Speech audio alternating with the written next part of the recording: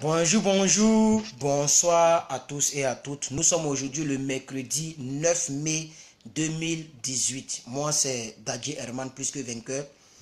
Je voudrais dire merci à Dieu pour toutes les personnes qui nous appellent un peu partout pour nous féliciter pour le travail que nous faisons. Un homme de Dieu m'a appelé de Makori et un autre homme de Dieu m'a appelé de Cocody et un autre monsieur qui travaille, je sais pas, à la Sous de Fort m'a aussi appelé. Tout ça, c'est pour me dire des félicitations. Ça, vraiment, je suis très reconnaissant pour toutes les personnes qui nous encouragent. Et surtout aussi, voilà, pour des personnes qui aimeraient nous croiser, mais par cause de prudence, je préfère ne pas aller dans aucune autre rencontre, si ce n'est à eux de venir dans là où je prie, dans mon église, là où je prie. Sinon, je ne peux pas me déplacer. Ça, c'était la première chose à faire. La deuxième chose, avant de m'appeler, il faut écrire un message, homme de Dieu, est-ce que je peux t'appeler? Et comme ça, vous lancez. Ce n'est pas parce que mon numéro est public que tout le monde doit m'appeler à n'importe quel moment. Quand c'est comme ça, je bloque pendant 2 mois avant de débloquer. Voilà. Et troisième des choses, et les vidéos passent partout. Faites attention parce que je ne les aime pas du tout. Merci à tous. Nous sommes dans Luc. Aujourd'hui, on est au 128e jour de la lecture de la Bible en un an. Voilà, 128e jour. Non, 129e jour. Excusez-moi, ça me trompe un peu. Donc, nous sommes dans Luc chapitre 12 à partir du verset 8 jusqu'au verset 34. Alors hier, Luc chapitre 11, nous avons vu beaucoup de choses, les instructions diverses que Jésus-Christ a données. Alléluia. Voilà, donc les instructions, il nous a parlé de ce que le chrétien est une lampe. Et la lampe, on ne l'allume pas pour la mettre en bas de la table. Il faut qu'elle éclaire aux alentours. Il nous a parlé, il a dit c'est comme ça que nous devons faire. Et il nous a parlé aussi de ne pas nous associer aux docteurs, aux pharisiens et de ne pas adorer les dieux. Et il nous a parlé aussi d'une chose. Quoi encore? Il nous a parlé du blasphème. Et on va voir le blasphème aujourd'hui. Alors le verset 8 dit ceci et je lis la parole de Dieu. Voilà, 2 minutes, maintenant c'est bon. Je vous le dis, quiconque se déclarera publiquement pour moi, quiconque se déclare, comme nous sommes en train de le faire, publiquement à cause de moi, ok, le Fils de l'homme se déclarera aussi publiquement devant les anges de Dieu. Mais celui qui me régnera devant les hommes sera aussi régné devant Dieu. Et quiconque parlera contre le Fils de l'homme, il lui sera pardonné. Mais celui qui blasphémera contre le Saint-Esprit, il ne lui sera point pardonné. Oui, il y a un péché que Dieu ne pardonne pas. C'est le blasphème contre le Saint-Esprit. Et qu'est-ce que c'est que le blasphème? Un jour, je vais prêcher là-dessus parce que peut-être que le mot, beaucoup de personnes ne savent pas c'est quoi. Amen. Alors, il est dit au verset 11 maintenant, Luc chapitre 12, verset 11. Quand on vous mènera devant les synagogues, les magistrats, les autorités, ne vous inquiétez pas de la manière dont vous vous défendrez. Non, non, non, non, non. Ni de ce que vous allez dire. Car le Saint-Esprit vous enseignera à l'heure même ce qu'il faudra dire. Alléluia. Ça, c'est très important. Si on t'a apporté une convocation à cause d'enfants, comme j'ai l'habitude d'entendre un peu en inbox, à cause de ton mari qui veut t'arracher la maison, d'autres c'est leur mari qui veut prendre l'héritage, en tout cas beaucoup de choses.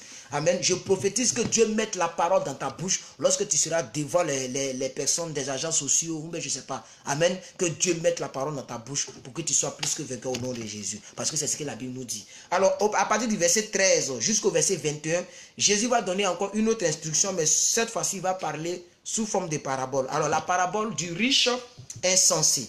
Quelqu'un dit à Jésus, du milieu de la foule, « Maître, dis à mon frère de partager avec moi notre héritage. » Jésus lui répondit, « Oh homme, qui m'a établi pour être votre juge, ou bien pour faire vos partages. » Puis il leur dit, « Gardez-vous avec soin de toute avarice. » Ça, c'est très... Un chrétien qui est avare, c'est une malédiction.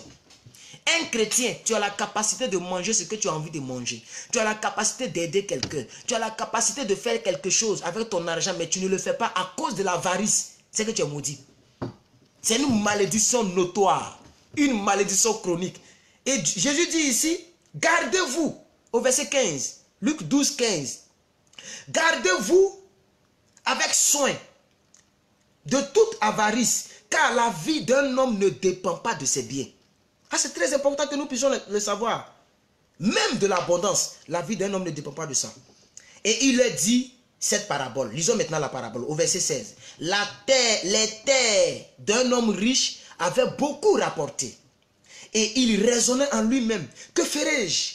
Car je n'ai pas de place pour rentrer mes récoltes, c'est-à-dire pour conserver mes récoltes. Verset 18. Voici, dit-il, ce que je ferai, 2 points, j'abattrai mes greniers, j'en bâtirai de plus grandes, et j'y amasserai toute ma récolte et tous mes biens. Verset 19. Et je dirai à mon âme, tu as besoin de biens en réserve pour plusieurs années. Repose-toi, mange, bois et régis-toi. Mais Dieu lui dit, insensé, c'est toujours la parabole, insensé, cette nuit même, ton âme te sera redemandée. Est-ce que tu as préparé? Non. Et ce que tu as préparé, pour qui serait-ce? Vous voyez, c'est la parabole du riche insensé. Il a dit, il a amassé beaucoup, parce que Jésus veut nous enseigner sur l'avarice. Donc, il y a un riche qui a amassé beaucoup, il a amassé, et il dit maintenant le soir, oh mon âme, repose-toi, tu vas manger, oh, tu vas manger, je suis milliardaire, tu vas manger, tu vas manger, on a gagné beaucoup d'argent. Alors la même nuit, Dieu lui dit, ton âme là te sera redemandée. Maintenant, tout ce que tu as gardé là, c'est pour qui?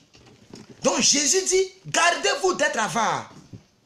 Parce que l'homme ne dépend pas de ses biens, il dépend de son créateur. Nous étions où déjà? Excusez-moi. Voilà donc. Et ce que tu as préparé, pour qui serait-ce? Verset 21. Il en est ainsi de celui qui amasse des trésors pour lui-même et qui n'est pas riche pour Dieu. Clair. Ça, c'est une prédication qui n'a plus besoin d'être prêchée par un prédicateur. Qu'est-ce que je viens de dire là? Mais c'est la vérité. On n'a pas besoin de te prêcher ça. Il faut lire la Bible. Jésus nous prêche dans la Bible.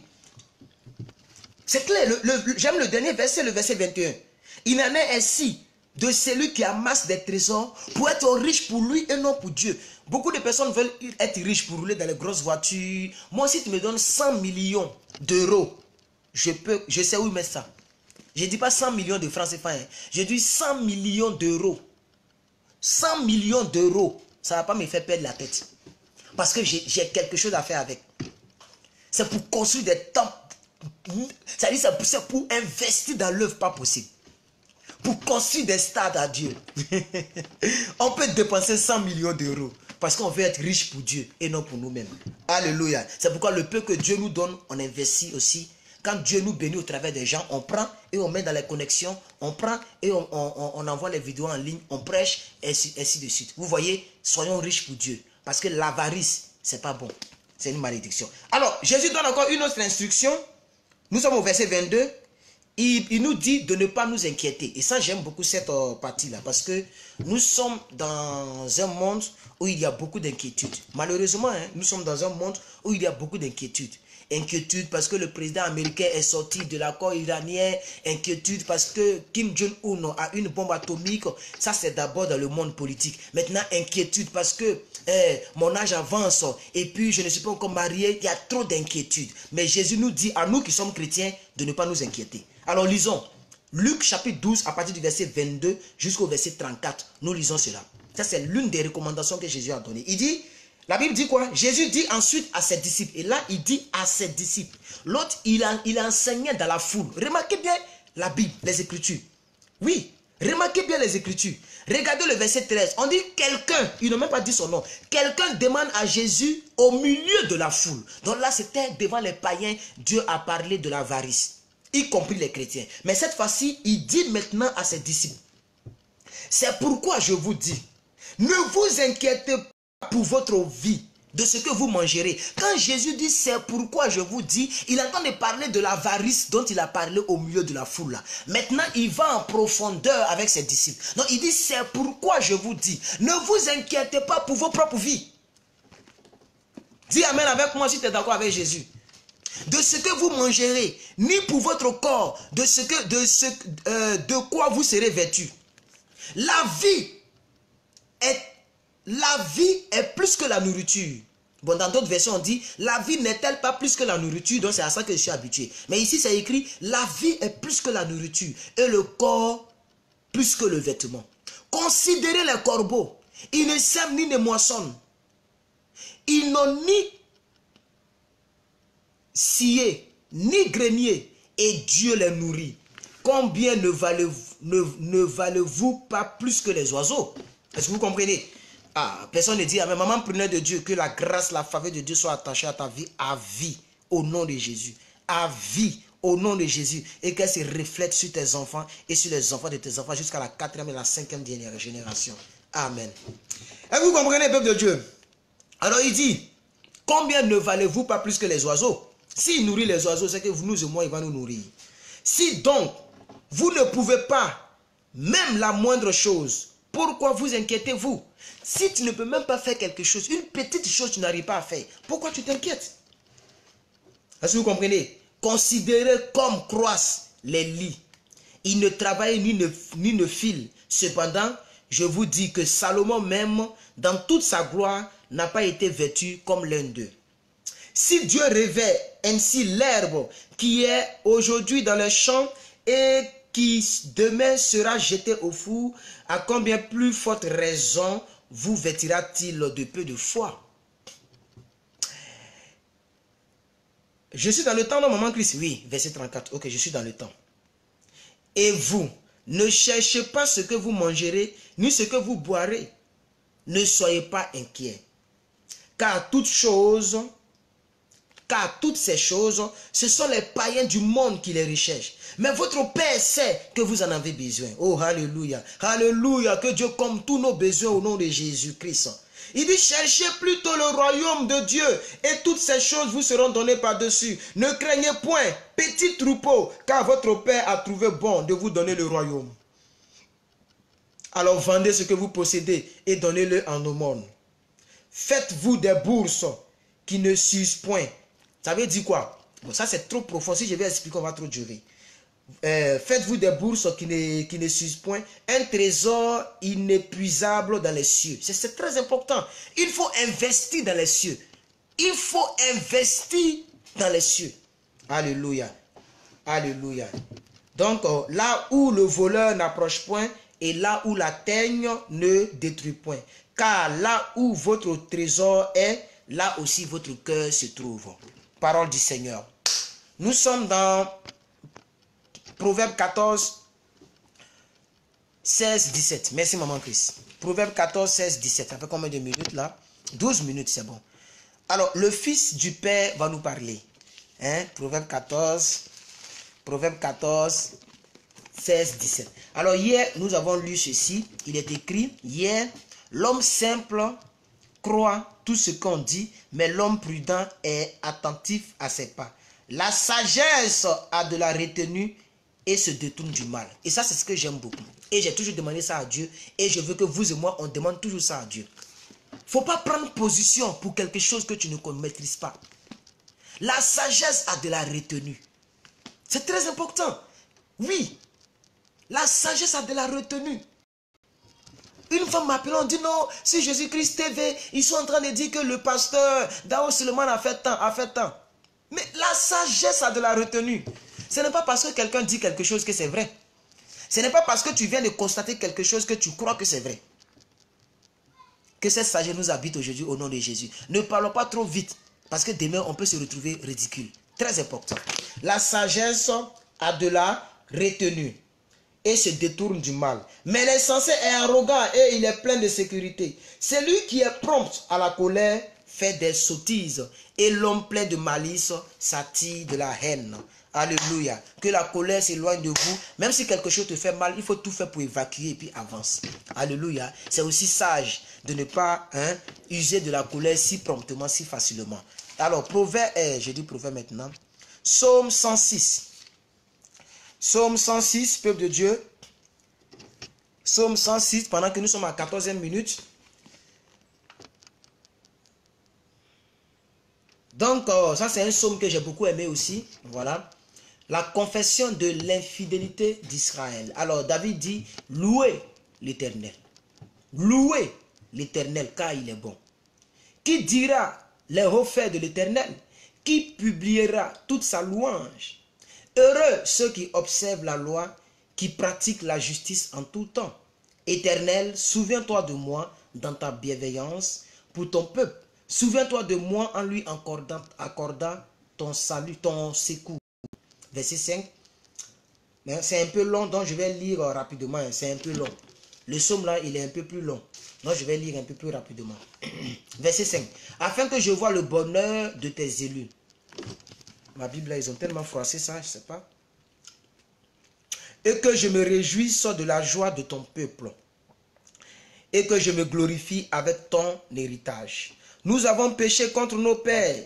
Nous avons commis l'iniquité. Nous avons fait le mal. Nos pères en Égypte ne furent pas attentifs à tes miracles. Ils ne se rappelèrent pas la multitude de tes grâces. Ils furent rebelles près de la mer rouge. Mais il les sauva à cause de son nom, pour manifester sa puissance. Il menaça la mer rouge et elle se dessécha. Et il les fit marcher à travers les abîmes comme dans un désert. Il les sauva de la mer. Est-ce qu'on n'a pas lu ça? Parce que là, on nous rend... Ah oui, ça continue. C'est la même histoire qui continue, d'accord. D'accord. Il menaça la mer rouge et elle se dessécha.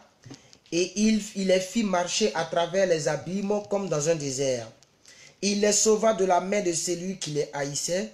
Il les délivra de la main de l'ennemi. Les eaux couvrirent leurs adversaires. Il n'en resta pas un seul. Il crut à ses paroles et il chantait ses louanges. D'accord, merci maman Chris, merci beaucoup, Dieu vous bénisse. Mais ils oublièrent bientôt ses œuvres. Ils n'attendirent pas l'exécution de ses décès. Verset 14. Il fut saisi de convoitise dans le désert et il tentait Dieu dans la solitude. Il leur accorda ce qu'ils demandaient, puis il envoya le dépérissement dans leur corps. Ils se montraient dans le camp jaloux comme Moïse, contre Aaron et contre le Saint de l'Éternel. Verset 17. La terre s'ouvrit et engloutit Dathan, et elle se referma sur la troupe d'Abiram. Le feu embrasa leur troupe, la flamme consuma les méchants. Ils firent un veau en Horeb, et ils se prosternèrent devant une image de métal fondu. Ils échangèrent leur gloire contre la figure un bœuf qui mange l'herbe. Ils oubliaient Dieu, leur sauveur, qui avait fait des grandes choses en Égypte. Verset 22. Des miracles dans le pays de Cham, des prodiges, bon on dit Cam, excusez-moi, des prodiges sur la mer rouge. Et il parla de les exterminer. Mais Moïse, son élu, se tint à la brèche devant lui pour détourner sa fureur et l'empêcher de les détruire. Verset 24. Il méprisait le pays des délices et il ne crut pas à la parole de l'Éternel. Il murmure dans leur tente, il n'obéit point à sa voix et il leva la main pour jurer. De les faire tomber dans le désert, de faire tomber leur postérité parmi les nations. Et de les disperser au milieu des pays. Verset 28. Pour ceux qui nous prennent en marche, c'est vrai qu'il n'y a pas beaucoup de personnes, mais quand même, je le rappelle, nous sommes dans notre programme La lecture de la Bible en un an, depuis le 1er janvier 2018 jusqu'à aujourd'hui, le 9 mai 2018, jour pour jour, nous sommes en train de lire la parole de Dieu. Et quand YouTube déconne, quand YouTube nous refuse l'accès à cause de la faiblesse de la connexion, nous lisons sur Facebook. Et aussi, lorsque nous sommes empêchés les matins, nous rattrapons notre lecture, quelle que soit l'heure. Parce qu'on doit être à jour jusqu'au 31 décembre 2018. Que Dieu bénisse sa parole. Ils irritèrent l'Éternel. Non, je suis trop avancé. Ils murmurent dans les tentes et n'obéissent point à sa voix. Verset 26. Et il leva la main pour jurer de les faire tomber dans le désert, de faire tomber leur postérité parmi les nations et de les disperser au milieu des pays. Ils s'attachaient à Baal-Péor et ils mangeaient des victimes sacrifiées aux morts. Ils irritèrent l'Éternel par leurs actions et une plaie fit éruption parmi eux. Phiné se leva pour intervenir et la plaie s'arrêta. Cela lui fut imputé à justice de génération en génération pour toujours. Ils irritèrent l'Éternel près des eaux de Mériba et Moïse fut puni à cause de car ils aigrirent, car il aigrit son esprit. Et il s'exprima légèrement des lèvres. Verset 34. Nous lisons jusqu'au verset 48 pour terminer. Il ne détruisit point les peuples que l'Éternel leur avait ordonné de détruire. Ils se mêlaient avec les nations et ils apprirent leurs œuvres. Verset 36. Ils servirent leurs idoles qui furent pour eux un piège. Ils sacrifièrent leurs fils et leurs filles aux idoles. Il répandit 20 minutes, d'accord. Il répandit le sang innocent et le sang de leurs fils et de leurs filles qu'ils sacrifiaient aux idoles de Canaan. Nous continuons la lecture. Donc on continue. Et le pays fut profané par des meurtres. Verset 39. Ils se souillaient par leurs œuvres, ils se prosternaient par leurs actions. La colère de l'Éternel s'enflamma contre son peuple et il prit en horreur son héritage. Il les livra entre les mains des nations, ceux qui les haïssaient dominèrent sur eux. Leurs ennemis les opprimaient et ils furent humiliés sous leur puissance. Plusieurs fois il les livra, mais ils se montraient rebelles dans leurs desseins. J'espère que vous comprenez ce que nous sommes en train de lire. Nous sommes en train de lire Psaume 106 et David est en train de rappeler l'histoire d'Israël. Et le thème de ce psaume, c'est l'infidélité d'Israël. C'est tout. Nous sommes au verset 42. Leurs ennemis les opprimaient et ils furent humiliés sous leur puissance. Plusieurs fois, il les délivra, mais ils se montraient rebelles dans leur dessein. Dessein, ce n'est pas dessiner. Dessein, c'est leur plan, leur but. Ok? Voilà. Et ils devinrent malheureux pour leurs iniquités. Ça, c'est le peuple d'Israël. Alléluia. On continue. Verset 44. Il vit leur détresse. Donc, quand on dit il, c'est il majuscule, on parle de Dieu. Il vit leur détresse. Lorsqu'il entendit leurs supplications, il se souvint en faveur de son alliance. Il eut pitié selon sa grande bonté et il excita pour eux la compassion de tous ceux qui les retenaient captifs. Sauve-nous, Éternel, notre Dieu, et rassemble du milieu des nations. Rassemble-nous du milieu des nations, afin que nous célébrions ton saint nom et que nous mettions notre gloire à te louer. Béni soit l'Éternel, le Dieu d'Israël, d'éternité en éternité, et que tout le peuple dise Amen. Louez le Seigneur. Gloire à Dieu. Juge, pour terminer aujourd'hui, nous lisons un seul chapitre. C'est un seul chapitre, c'est qu'il est peut-être long. Un seul chapitre, Juge, chapitre 6. Juge, c'est juste après Deutéronome, je crois. Ouais, c'est ça. Non, après Josué. Juge, chapitre 6.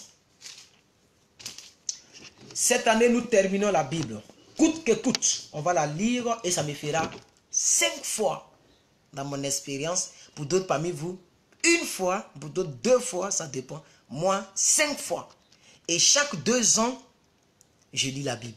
Donc en 2020, quand Dieu nous donnera la grâce de voir 2020 et que Dieu me donnera l'opportunité, quelle que soit l'heure à laquelle je dois lire la Bible avec vous, je la lirai. Même si c'est chaque minuit, on va lire la Bible chaque minuit. Quelle que soit l'occupation, je dois lire la Bible entièrement chaque fois pour que ça soit ancré dans mes veines. Je donne chapitre 6. Juge chapitre 6, ça fait 40 versets. 40 versets, il est vraiment long. Nous sommes dans le livre de Juges et la 3e partie de ce livre-là, il s'agit de Gédéon. Donc, ils vont nous parler de Gédéon. Vous avez toujours entendu parler de Gédéon. Aujourd'hui, nous allons lire l'histoire de Gédéon. Alors, ici, il s'agit du péché d'Israël et de l'oppression de Mandian. Il y a un homme qu'on appelle Mandian qui est mauvais, qui va opprimer le peuple d'Israël. Et c'est le Gédéon, le faible Gédéon, que Dieu va dire, va avec la force que tu as. Oh, je prophétise que c'est ton partage au nom de Jésus. Les enfants d'Israël firent ce qui déplaît à l'Éternel. C'est ça là que moi je ne comprends pas. Toujours, ils font ce qui déplaît à Dieu. Même hier, ils ont fait ce qui déplaît à Dieu. Je ne comprends pas. Dieu vous délivre, mais toujours vous faites ce qui déplaît à Dieu. Et c'est ça l'église moderne, malheureusement. Alléluia. Les enfants d'Israël firent ce qui déplaît à l'Éternel, et l'Éternel les livra entre les mains de mendiants pendant 7 années de suite. Verset 2. La main de mendiant fut puissante contre Israël pour échapper à Madian. Les enfants d'Israël se retiraient dans les ravins des montagnes, dans les cavernes et dans les rochers fortifiés. Quand Israël avait sémé, Madian montait avec Amalek, les fils de Loria, et marchait contre lui. Il campait en face de lui, détruisait les productions du pays jusqu'au vers Gaza et ne laissait en Israël ni vivre, ni brebis, ni bœufs, ni ânes. Verset 5. Car ils montaient avec leurs troupeaux et leurs tentes, ils arrivaient comme une habitude de sauterelles, ils étaient innombrables, eux et leurs chameaux, et ils venaient dans le pays pour le ravager. Verset 6. Israël fut très malheureux à cause de Madian, et les enfants d'Israël criaient donc à l'Éternel. Quand c'est chaud, c'est là on se rappelle de Dieu. C'est une mauvaise conception. Lorsque les enfants d'Israël criaient à l'Éternel au sujet des mendiants, l'Éternel envoya un prophète au milieu des enfants d'Israël et il leur dit: Ainsi parle l'Éternel, le Dieu d'Israël. Je vous ai fait monter d'Égypte et je vous ai fait sortir de la maison de servitude. Je vous ai délivré de la main des Égyptiens et de la main de tous ceux qui vous opprimaient. Je les ai chassés devant vous et je vous ai donné leur pays. Verset 10. Je vous ai dit, je suis l'Éternel votre Dieu. Vous ne craindrez point les dieux des Amoriens dans le pays desquels vous habitez. Mais vous ne m'avez point écouté. Vous n'avez point écouté ma voix. Alors, Gédéon sera désigné, comme 6e juge en Israël. Voilà pourquoi le livre s'appelle Juge avec S à la fin. Parce qu'il y a beaucoup de juges. Hier, on a vu Déborah comme juge. Et avant-hier, on a vu un autre juge, ainsi de suite. Verset 11. Puis vint l'ange de l'Éternel et il s'assit sous le térébinthe d'Ophra, qui auparavant à Joas, qui appartenait à Joas de la famille d'Ébiezer. Gédéon, son fils, donc le fils d'Ébiezer, battait du froment au pressoir pour le mettre à l'abri de Madian. L'ange de l'Éternel lui apparut et lui dit: L'Éternel est avec toi, vaillant héros. Gédéon lui dit: Ah, mon Seigneur, si l'Éternel est avec nous, pourquoi toutes ces choses nous arrivent-elles? Nous sont-elles arrivées? Excusez-moi. Et où sont tous ces prodiges que nos pères nous racontent? Quand ils disent: L'Éternel ne nous a-t-il pas fait monter hors d'Égypte? Maintenant l'Éternel nous abandonne et il nous livre entre les mains de mendiants. Alors l'Éternel se tourna vers lui et dit, du coup c'est l'ange de l'Éternel, c'est l'ange de l'Éternel qui dit, nous sommes au verset 14. Va avec cette force que tu as et délivre Israël de la main de mendiants. N'est-ce pas moi qui t'envoie? Alors Gédéon réplique au verset 15 pour dire: Ah, mon Seigneur, avec quoi délivrerai-je Israël? Voici ma famille est la plus pauvre à Manassé, et je suis le plus petit de la maison de mon père. Alors l'Éternel lui dit, quand on dit l'Éternel, c'est l'ange de l'Éternel, ça c'est, voilà, on appelle ça la théophanie. S'il y a quelqu'un ici qui a fait l'école biblique comme nous autres, c'est une grâce, voilà, c'est pas pour s'enorgueillir, mais on a fait l'école pastorale, on appelle ça la théophanie, c'est-à-dire Dieu parle à la première personne, soit au travers d'un être humain, soit au travers d'un ange. Donc arrivé à un certain moment, on ne dit plus l'ange de l'Éternel, on dit l'Éternel dit. Sinon, si vous remarquez très bien, au début, on dit l'ange de l'Éternel. Mais les autres, là, on dit l'Éternel dit. Parce que c'est Dieu qui parle à la première personne du singulier. Alors, au verset 16, l'Éternel lui dit, mais je serai avec toi. Et tu battras Madian comme un seul homme. Gédéon lui dit au verset 17, si j'ai trouvé grâce à tes yeux, donne-moi un signe pour montrer que c'est toi qui me parles. Ne t'éloigne point d'ici jusqu'à ce que je revienne auprès de toi, que j'apporte mon offrande et que je la dépose devant toi. Et l'Éternel lui dit, c'est ça qui est la vérité. Nous voulons un miracle, nous allons voir les hommes de Dieu les mains ballants. Même Gédéon connaît ces principes-là. Quand il va voir, quand il parle avec l'ange, il dit, attends-moi là, je m'en vais prendre l'offrande pour venir te donner. Et tu vas me donner le signe. Bon bref, c'est entre parenthèses. Entre parenthèses, verset 19. Gédéon entra, prépara un chevreau et fit avec un épha de farine des pains sans levain. Il mit la chair dans un panier et le jus dans un pot. Les lui apporta sous le térébinthe et les présenta. Très important. N'allez jamais dans la maison de Dieu les mains vides. N'allez pas voir un homme de Dieu les mains vides. Très important. On doit manger un peu. Ah, les gens aiment les hommes de Dieu qui les marmaillent. Bon, verset 20. L'ange de Dieu lui dit, prends la chair et les pains sans levain, pose-les sur ce rocher et répands le jus. Et il fit ainsi. L'ange de Dieu n'a pas dit, il faut partir avec tes offrandes. Verset 21. L'ange de l'Éternel avança l'extrémité du bâton qu'il avait à la main et toucha la chair et les pains sans levain. Alors il s'éleva du rocher un feu qui consuma la chair et les pains sans levain, et l'ange de l'Éternel disparut à ses yeux. Verset 22. Gédéon, virgule, voyant ce qui s'était passé, voyant que c'était l'ange de l'Éternel, virgule, dit, malheur à moi, Seigneur éternel, car j'ai vu l'ange de l'Éternel face à face, face to face. Et l'Éternel lui dit, sois en paix, ne crains point, tu ne mourras pas. Parce qu'on ne peut pas voir Dieu en face. Donc Gédéon pensait qu'il parlait avec n'importe quel ange. Il ne savait pas que c'était la théophanie de Dieu. Et quand il a su ça, il s'est maudit lui-même. On ne peut pas voir Dieu. Alors c'est Dieu qui a dit, non, tu ne mourras pas. Parce que normalement, tu vois Dieu, tu meurs. Ah, Seigneur Jésus. Verset 24. Gédéon bâtit là un autel à l'Éternel et lui donna pour nom l'Éternel paix.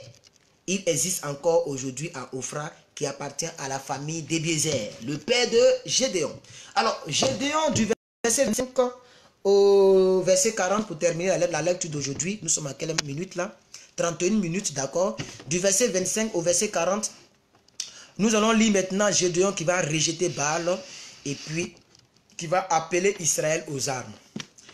Dans la même nuit, l'Éternel dit à Gédéon, prends le jeune taureau de ton père et un second taureau de 7 ans, renverse l'autel de Baal qui est à ton père et abat le pieu sacré qui est dessus. Tu bâtiras ainsi et tu disposeras sur le haut de ce rocher un autel à l'Éternel ton Dieu. Tu prendras le second taureau et tu offriras un holocauste avec le bois de l'idole que tu as abattu. Gédéon prit 10 hommes parmi ses serviteurs et il fit ce que l'Éternel avait dit. Mais comme il craignait la maison de son père et les gens de la ville, il les exécuta de nuit et non du jour. Lorsque les gens de la ville se furent levés de bon matin, voici l'autel de Baal était renversé, le pieu sacré placé dessus était abattu et le second taureau était offert en holocauste sur l'autel qui avait été bâti. Verset 29. Ils se dirent l'un à l'autre, qui a fait cela? Et ils s'informèrent et firent des recherches et on leur dit, c'est Gédéon, fils de Joas, qui a fait cela. Verset 30.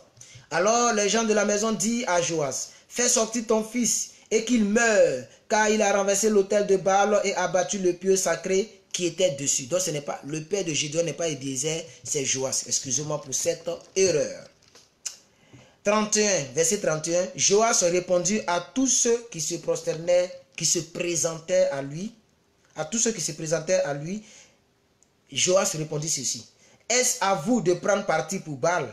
Est-ce à vous de venir à son secours? Quiconque prendra parti pour Baal mourra avant que le matin vienne. Si Baal est un dieu, qu'il plaide lui-même sa cause, puisqu'on a renversé son autel. Et en ce jour, l'on donna à Gédéon le nom de Jérubbaal, en disant que Baal plaide contre lui, puisqu'il a renversé son autel. Verset 33. Tout Madian, Amalek et les fils de l'Orient se rassemblèrent. Et ils passèrent le Jourdain et campèrent dans la vallée de Jizréel. Verset 34. Gédéon fut revêtu de l'esprit de l'Éternel et sonnant de la trompette, et Ebiézer fut convoqué pour marcher à sa suite. Il envoya des messagers dans tout Manassé qui fut aussi convoqué pour marcher à la suite. Il envoya des messagers dans Azer, dans Zabulon, dans Naphtali qui montaient à leur rencontre. Verset 36e. Gédéon dit à Dieu, si tu veux délivrer Israël par ma main, comme tu l'as fait, tu l'as dit, voici je vais mettre une toison de laine dans l'air Si la toison, bon, ils ont mis un petit 1, la toison c'est, bon, laissons tomber, parce que là, c'est un peu loin en bas. Si la toison seule se couvre de rosée et que tout le terrain reste sec, je connaîtrai que tu délivreras Israël par ma main, comme tu l'as dit. Et il arriva ainsi. Le jour suivant, verset 38e, le jour suivant, il se leva de bon matin, pressa la toison et en fit sortir la rosée qui donna de l'eau plein de coupes. Avant dernier verset pour ce soir, Gédéon dit à Dieu, que ta colère ne s'enflamme point contre moi et je ne parlerai plus de cette fois. Je ne parlerai plus que cette fois. Je voudrais seulement faire encore une épreuve avec la toison. Que la toison seule reste sèche et que le terrain se couvre de rosée. Et Dieu fit ainsi cette nuit-là. La toison seule resta sèche et le terrain se couvrit de rosée. Parole du Seigneur. Parce qu'il est important que Gédéon sache. Parce qu'il faut qu'il soit sûr que c'est Dieu qui l'envoie. Alors il fait des expériences avec Dieu. Alléluia. Amen. Une dame me disait, ah homme de Dieu. Ils ont prophétisé que l'homme là, c'était l'homme de ma vie. On doit se marier en juillet. Et il m'abandonne aujourd'hui. Est-ce que lorsqu'on prophétise sur ta vie que l'homme c'est l'homme de ta vie, il peut t'abandonner? Moi aussi, j'ai envie de dire à cette dame, chose que je n'ai pas dit, mais j'ai envie de dire, mais est-ce que tu as demandé à Dieu que c'était vraiment l'homme de ta vie? Tout le monde peut prophétiser, mais tout le monde n'est pas prophète. Que Dieu bénisse sa parole, que Dieu vous bénisse et que sa grâce soit avec vous. Voilà, 36 minutes. J'ai été très heureux d'avoir lu avec vous notre énième lecture de la Bible. Maintenant, 129e jour aujourd'hui, 9 mai 2018. Que la grâce, la faveur du Seigneur te localise, toi qui as suivi en direct, et vous tous qui êtes abonnés sur YouTube, que Dieu vous bénisse. J'ai comme l'impression que YouTube, il va plus loin, hein, parce que les gens, tous ceux qui m'appellent, même c'est à partir de YouTube que les gens m'appellent. Ah, ok. Donc, on va mettre cette vidéo sur YouTube encore, et les abonnés commencent à grimper. Peu à peu, nous tendons vers 2000 abonnés. Or, l'année passée, nous étions seulement à 600 abonnés. Que Dieu vous bénisse et que sa grâce soit avec vous. Si vous avez un compte YouTube, allez-y vous abonner à ma chaîne YouTube. Vous tapez plus que vainqueur et vous cliquez sur abonner. Activez la notification pour recevoir les notifications. Que Dieu vous bénisse. Bye bye. On a ce soir pour la suite de notre message. Je suis déchargé et il est déjà 16 h en Côte d'Ivoire. Mais je pense que je vais mettre en charge jusqu'à ce qu'il soit l'heure pour que je passe en direct pour la suite des hostilités d'hier. Voilà, la vidéo d'hier, le courant nous a coupé hier, mais malgré ça, on a fait 1h12 de vidéo, donc on était presque à la fin. On a parlé de la première partie des ennemis de la soif de Dieu. Un seul ennemi a pris plus de 1h12 et on n'a même pas terminé, mais bon, c'est pas grave. Il s'agissait du péché. C'est le péché qui détruit le zèle. Ça casse les ailes là. Les ailes. Amen. Ça fait en sorte qu'on ne prie plus. Quand tu es dans le péché, tu ne peux plus prier. Amen. Ta conscience te rappelle que tu n'es pas en ordre. Alors, aujourd'hui, on va parler d'autres ennemis de la foi par la grâce de Dieu, si Dieu le permet. Donc, on a ce soir dans 3 heures. Merci et portez-vous bien.